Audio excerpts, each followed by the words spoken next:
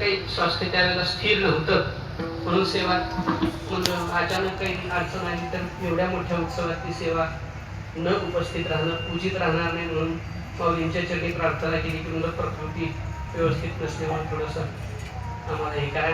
आणि माऊलींनी त्यावेळेला ऐकलं, पण दोनदा एखाद्या साधूला नको म्हणणं म्हणजे सेवेपासून अंतर नाही. म्हणून माऊलींच्या आज्ञेनुसार मी इथून उभा आहे. वास्तविक पाहता आता तुम्ही काही विचारणार नाही प्रकृती कशी आहे म्हणून, कारण हळूहळू महाराजांच्या भूमिकेत जात आहे. म्हणजे तर कसं माऊलींच्या समोर असल्यामुळे तो प्रभाव थोडा पडणार अभिनयाचा असाच. तर प्रकृती व्यवस्थित आहे.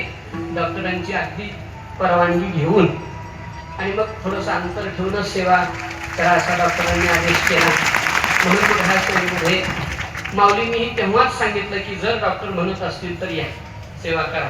आणि मग त्यांच्या आज्ञेनुसार त्यांच्या प्रेमामुळं अन्यथा ना अधिकार ना अभ्यास, ते गोपिका यज्ञपत्न्यांच्या संबंधात यज्ञपत्न्या स्वतः बोलतात भागवतामध्ये की नासाम द्विजाती संस्कार न वासो ग्रवावती, तशी आमची अवस्था आहे.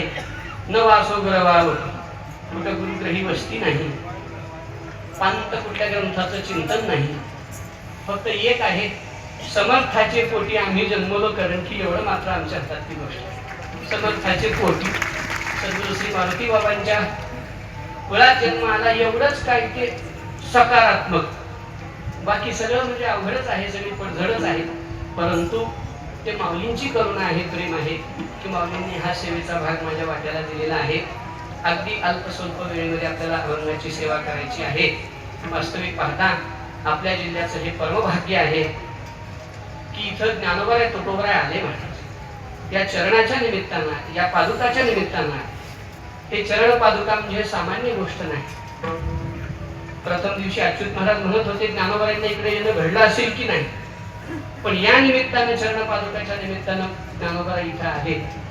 पण थोडं आता माझंही मी पक्क सांगू शकत नाही, पण कोणता ज्ञानेश्वर दिग्विजय ग्रंथामध्ये काहीतरी तीर्थ यात्रेच्या संबंधानं तेव्हा ज्ञानोबा प्रवास करीत होते तेव्हा रेणापूरला आल्याचं थोडीशी नोंद आहे. याचा अर्थ आपल्या जिल्ह्याला पाय लागला.